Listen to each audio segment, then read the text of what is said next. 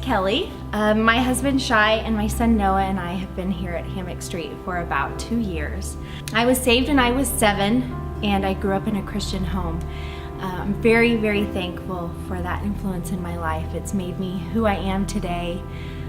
I can't imagine what my life would be like now without my home and my upbringing. So my testimony is not about how I came to know God, but because I was saved when I was 7, but it's about one of the many times in my life that has come after when my faith has been tested. Shai and I were married on a beautiful beach in Jamaica on July 29th, 2005. We didn't want kids right away, we knew that, but we wanted to spend a little time together as a married couple. My first pregnancy was the spring of 2007, and we never imagined that we would ever have any complications. 2 months into the pregnancy, we told everyone. We were very excited. We did the great reveal to our parents, and of course they were very excited as well. But we lost the baby shortly after. And of course, we were devastated. But we were positive that that was not going to happen again, and that we were supposed to have a family and we were going to be parents. So our second pregnancy was in August of 2007, not long after. Everything looked good, and we made it through our first trimester.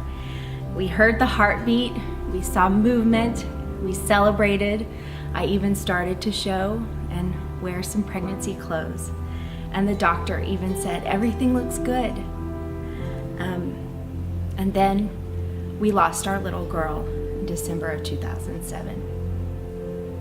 And my world came crashing down.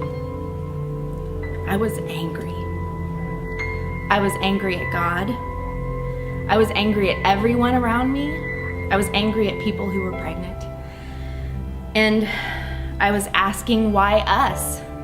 And I was feeling very betrayed. We were good Christian people. We went to church. We prayed. I read the Bible, and I didn't understand why this had happened to us.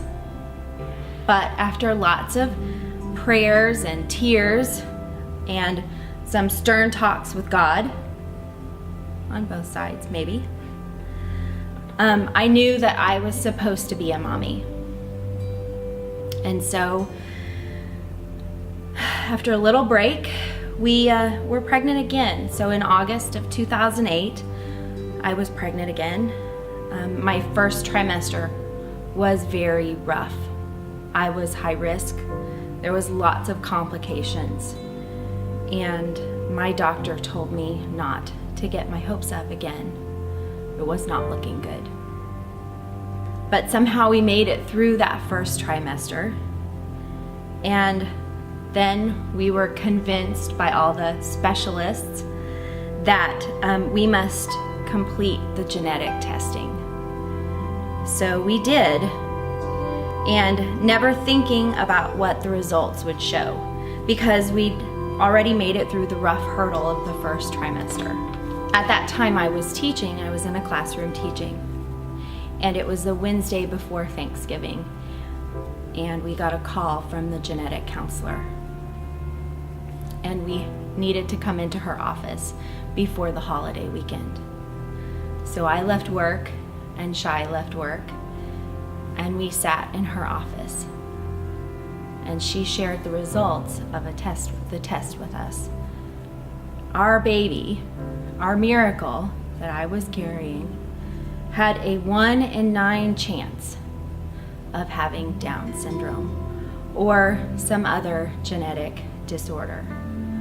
And to put that into perspective, a normal result is a 1 in 3,465 chance. She said that she had never seen a number like that not result in a baby with Downs. Those words were still ringing in my ears when she said, "Now is the time to terminate the pregnancy." And of course, Shai and I politely but adamantly declined.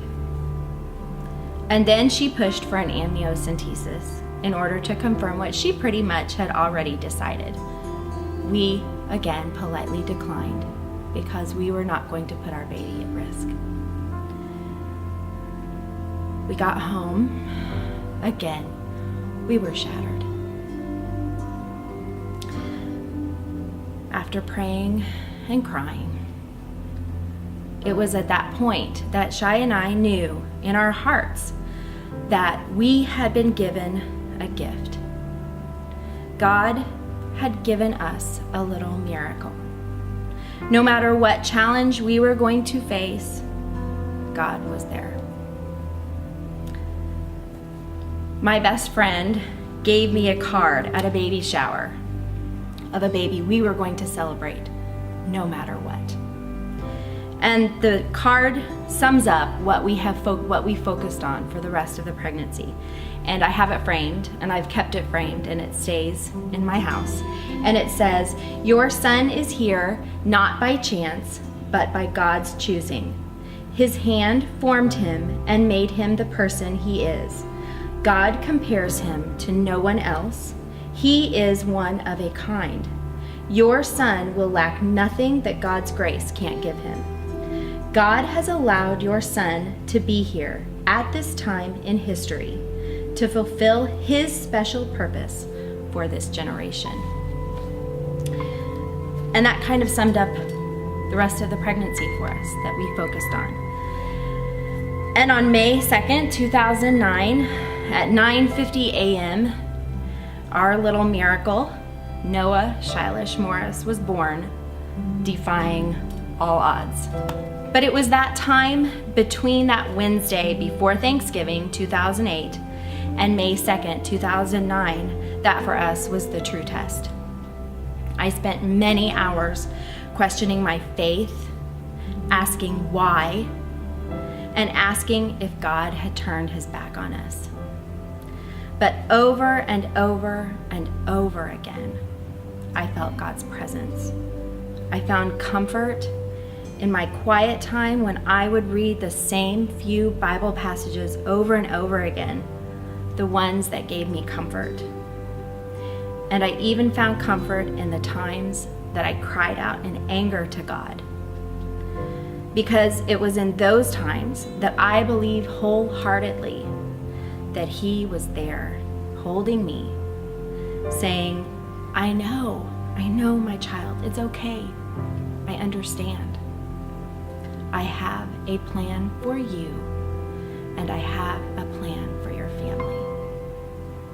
So I encourage you, if you're struggling with something in your life, know that it's okay to be angry and question why, but also know that God has not left you. He's there, and he's holding you. He's comforting you, and know that he has a plan for your life.